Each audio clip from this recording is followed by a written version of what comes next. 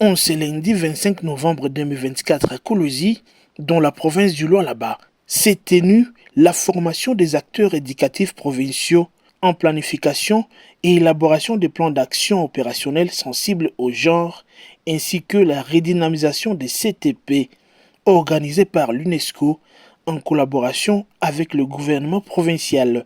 Différentes personnalités ont pris la parole pour la circonstance. Dans son mot d'ouverture, le prophète Bonaventure Mukubu a remercié ceux qui ont accepté de prendre part à ces assises, tout en les demandant d'apporter les bénéfices aux différentes communications. Nous invitons les participants venus des provinces éducationnelles Lualaba 1 et Lualaba 2 et des services étatiques et institutions supérieures et universitaires d'accorder les bénéfices aux différentes communications qui seront données tout à l'heure.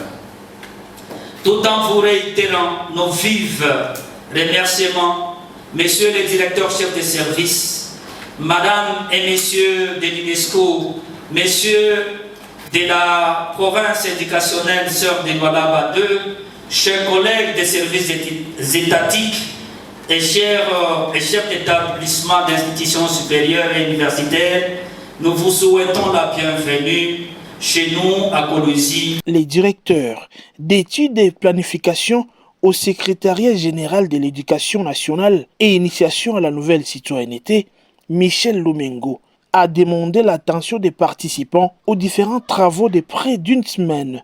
Notre souhait est de voir les autres sous-secteurs éducatifs posséder cet outil de planification, une boussole importante de gestion axée sur les résultats. Mesdames et messieurs les participants, cet atelier offre une occasion de partage de connaissances et de remise à niveau sur les questions liées à la gestion sur les résultats et aussi l'attention particulière de l'approche genre dans toutes vos planifications et budgétisations.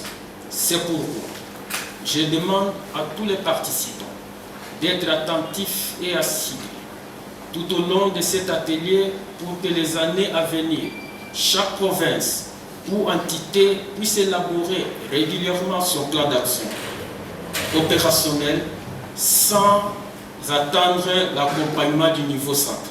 Le délégué de l'UNESCO est revenu sur les 3 composantes du dit projet CAPED.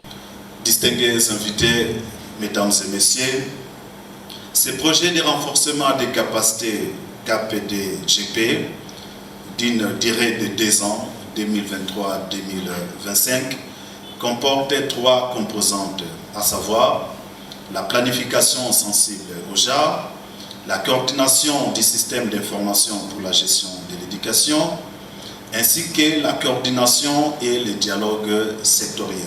Le conseil du ministre provincial de l'éducation a à son tour déclaré ouvertes ces assises des renforcements des capacités. Je voudrais à ce titre saluer l'engagement des directeurs provinciaux de l'éducation nationale et nouvelle citoyenneté Lualaba 1 et 2, ainsi que les collaborateurs qui, sous l'élite du gouvernement provincial et en partenariat avec l'UNESCO, ils ont organisé ces assises de cet atelier qui se dérouleront de ce lundi 25 novembre jusqu'au samedi 30 2024. Au sortir de ces assises, le prophète de la province éducationnelle Lualaba 1 est revenu sur ses attentes après cette formation qui va prendre 6 jours, soit du 25 au 30 novembre 2024 au Colibri. Donc nous devons savoir lutter contre les violences faites aux femmes et aux filles, mais aussi aux élèves qui ont des difficultés physiques, soit si vous voulez des handicaps, n'est-ce pas? Là aussi, ça entre dans ce cadre-là du genre. Le genre, ce n'est pas seulement l'homme et la femme, mais aussi le genre englobe cette catégorie des personnes, ou si vous le voulez, des élèves, n'est-ce pas, vivant avec handicap. Cette catégorie d'élèves doivent aussi être intégrés, doivent aussi être prises en considération, n'est-ce pas, Voilà, donc ce sont de telles dimensions que les facilitateurs venus de Kinshasa nous ont